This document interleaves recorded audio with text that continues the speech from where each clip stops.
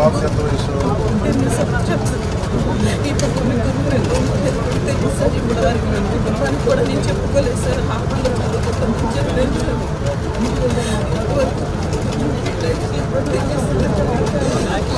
పోలీసులు న్యాయం చేస్తారని చెప్పి ఇప్పుడు ఆయన కూడా నాకు ఇప్పుడు వెళ్ళాడు. క్రైమ్ బ్రాంచ్ పంపించారు. ఏ ఊళ్ళో పోలీసులు చెప్పారు మీరు? ఇక్కడ మార్చవరం తీయలేదు సార్. విజయవాడ మార్చవరం తీయలేదు సార్. నా దగ్గరికి శివకుమారి గారు అని చెప్పి జాతీయ institute of global health private కంపెనీలో పనిచేస్తున్నారు.